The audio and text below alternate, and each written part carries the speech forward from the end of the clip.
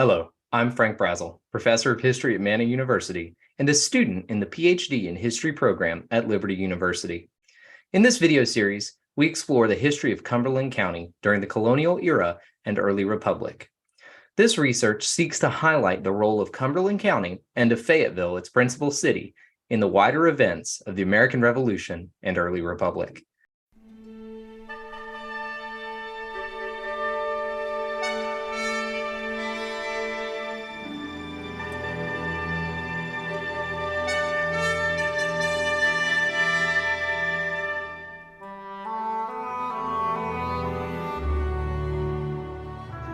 In the second video of this series, we follow Cumberland County in an era of turmoil.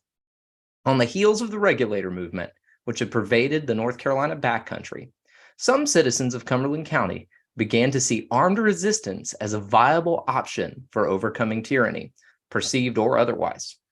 Join me as we chart the role of Cumberland County and her residents, both loyalist and patriot alike, during the American Revolution.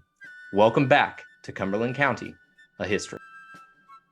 The actual commencement of hostilities against this continent by the British troops in the bloody scene on the 19th of April last near Boston, the increase of arbitrary impositions from a wicked and despotic ministry, and the dread of instigated insurrections in the colonies are causes sufficient to drive and impress people to the use of arms. On June 20th, 1775, 50 men of Cumberland County drafted and signed an association stating their willingness to take up arms against Great Britain in defense of their rights. This document is known both as the Cumberland Association and the Liberty Point Resolves.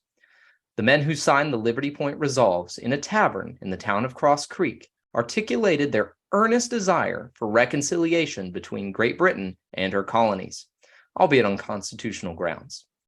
However, the overall tone of the document would have certainly been inflammatory to British ears, as the signers indicated both their willingness to pursue a path of armed resistance and to submit to the authority of continental or provincial councils.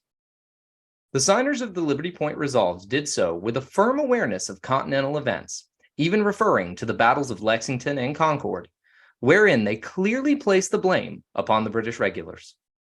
A similar declaration had occurred in Mecklenburg County some weeks before, but it would be more than a year before 13 of Britain's North American colonies would declare their independence at the Second Continental Congress. As Britain sought to cling to her North American colonies, the colonies sought to establish their own governments and military bureaucracies. In the first days of 1776, the North Carolina Provincial Council of Safety concerned itself with how best to pursue armed conflict with the mother country. To this end, they began the procurement and dispersal of funds to finance North Carolina's continental forces and militias, as well as commencing recruitment efforts. An undated list of patriot officers from Cumberland County further demonstrates the mixed loyalties of the region. Based upon the structure of the document, it is evident that this is a single unit with line officers and company officers organized in groups. Presumably, this list is for a militia unit, as its commander, James Rutherford, does not appear in other records for continental units. Surely an officer of Rutherford's rank would be present on rolls of continental units. However, he was not. His lieutenant colonel, however, Alexander McAllister, has been commemorated for representing the county at the First North Carolina Constitutional Convention in Hillsborough after the war, and also for being a colonel in the Cumberland County Militia. It is McAllister who therefore confirms this role as one of militia and not of continentals. County loyalty counted for much in North Carolina units, as a court-martial from 1779 attests, when a lieutenant refused to perform his duties under anyone from a new levy of troops from another county. The names on the roster also yield one further piece of information.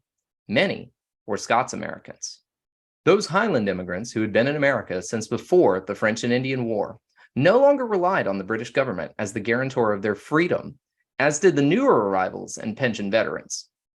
Their long-term ownership of land had caused a shift in their views of liberty and property. Others, however, remained oblivious to the divided loyalties of Cumberland County. Royal Governor Josiah Martin, who throughout the summer and fall of 1775 had remained virtually imprisoned off the North Carolina coast in the Royal Navy ship HMS Cruiser, He was convinced that former regulators and the Highlanders of the interior would serve as a rallying point for Loyalist forces in the region. Martin expected Sir Henry Clinton would arrive off North Carolina with regular troops, fresh from garrison duty in Ireland, to support a campaign to subdue the Patriots in the South. To this end, he sought support from Lord Dartmouth, Secretary of State for the Colonies, in terms of arms and of rank for himself. Glowingly, he reported, "My latest information from the interior parts of the province, whence I have always represented to your lordship that I expected to draw my principal support, corresponds with my warmest wishes. The people called regulators, for whom I had hoped before this time to have received his majesty's pardon, to the number of between 2,000 and 3,000 men, have given me the strongest assurances of their joining the king's standard whenever they shall be called upon, although not half of them are provided with arms, and I have no doubt that much greater numbers will be found to resort to it besides the Scotch immigrants." Martin, in his self-serving way, hoped that by facilitating the enlistment of so many troops, he would be restored to his former rank in the British Army, having sold his commission years before. He was convinced that both former regulators of the western counties and the Highlanders of Cumberland County would rally to the king's standard in their thousands.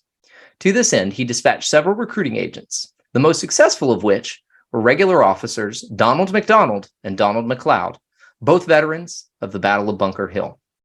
MacDonald had also been present at Culloden, a further point of historical intersection between Cumberland County and the Jacobite Rising. MacDonald dispatched MacLeod further into the backcountry and assembled Loyalist leaders at Cross Creek on February 5th, 1776. Overall, however, it appeared that Governor Martin's optimism was misplaced. The Highlanders of Cross Creek and of Cumberland County reported in fewer numbers than anticipated, though they made up the majority of the forces raised at Cross Creek that February. On one hand, the disproportionate number of Highlanders joining the Loyalists indicates that when taken as a group, they had more interest in participating militarily against the Patriots. On the other hand, the response was certainly less than expected by Governor Martin, who resorted to additional offers of land grants and a remission of debts owed on rents, which would have been appealing to Highlanders who had experienced no such benefit in Scotland.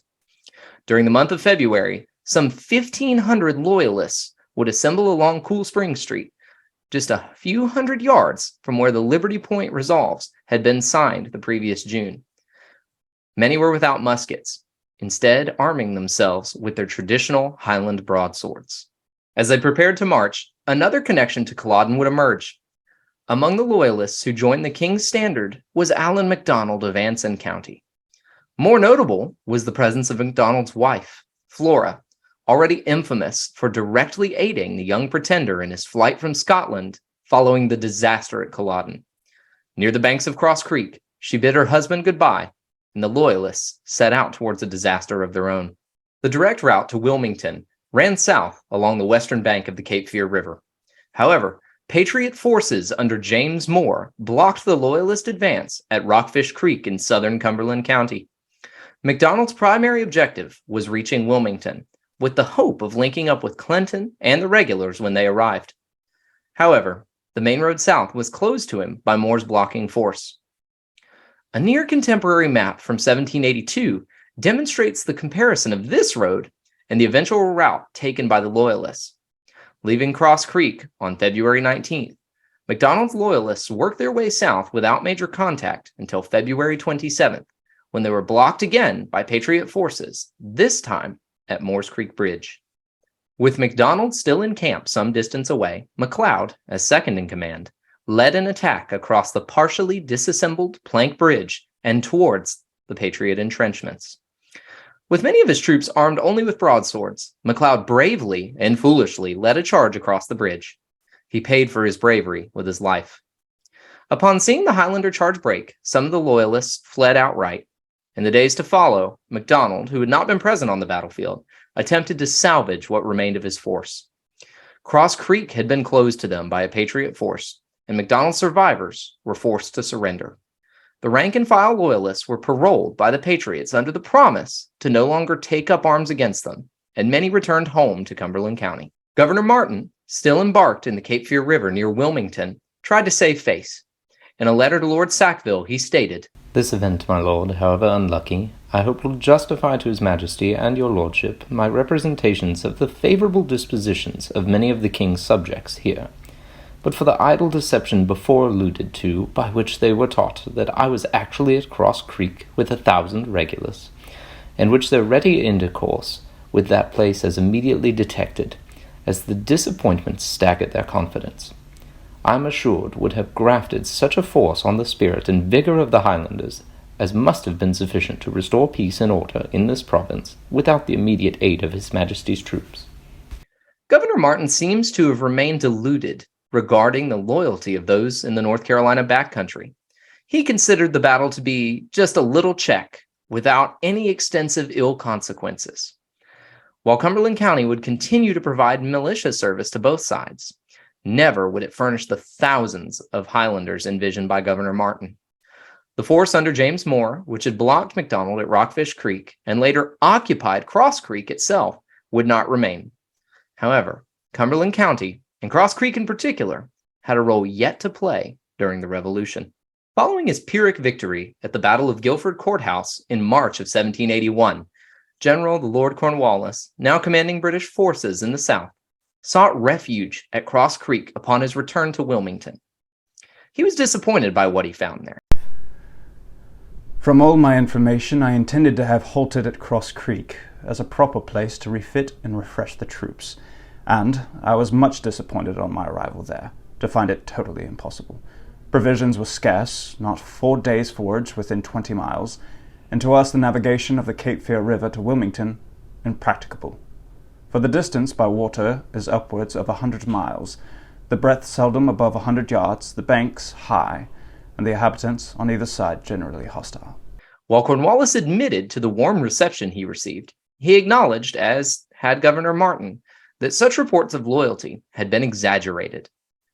Further compounding Cornwallis's woes, there were insufficient supplies of forage available in the surrounding region, and the route to Wilmington was plagued by hostile forces. He would ultimately succeed in making his way to the coast, from where he would turn his attention to prosecuting the war in Virginia.